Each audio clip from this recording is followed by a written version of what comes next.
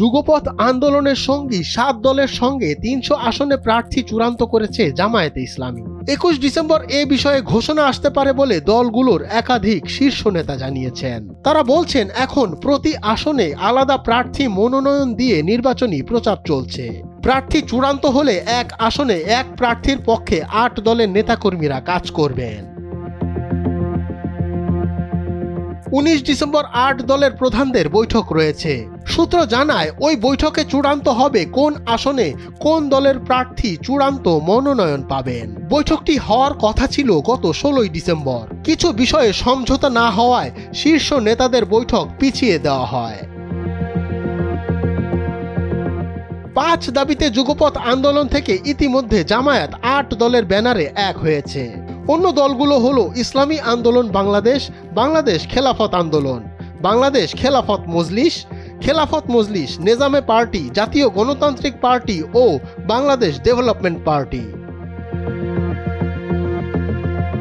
গত 9 ডিসেম্বর থেকে মিত্রদের সঙ্গে আসন সমঝোতা নিয়ে দফায় দফায় বৈঠক করছে জামায়াতের নেতারা। সূত্রের দাবি শুক্রবারের বৈঠকে আসন নিয়ে সমঝোতায় পৌঁছাতে না পারলে চূড়ান্ত প্রার্থী ঘোষণা কিছুটা পিছিয়ে যেতে পারে।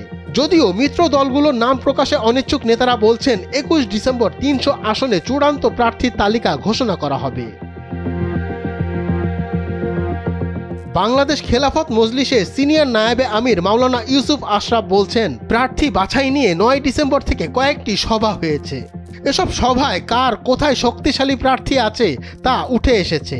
এখন তালিকা চূড়ান্ত করা হবে।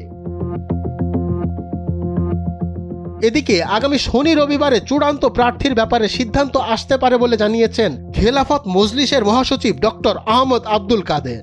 ইসলামী আন্দোলন বাংলাদেশ তথা চরমোনাই পীরের দলের মহাসচিব অধ্যক্ষ ইউনুস আহমেদ বলছেন ইতিমধ্যে 8 দলের মহাসচিব পর্যায়ে বৈঠক হয়েছে। সেখানে প্রার্থী বাছাই নিয়ে বিশদ আলোচনা হয়েছে। যে আসনে যে দলের প্রার্থীর সম্ভাবনা বেশি তাকেই চূড়ান্ত করা হয়েছে।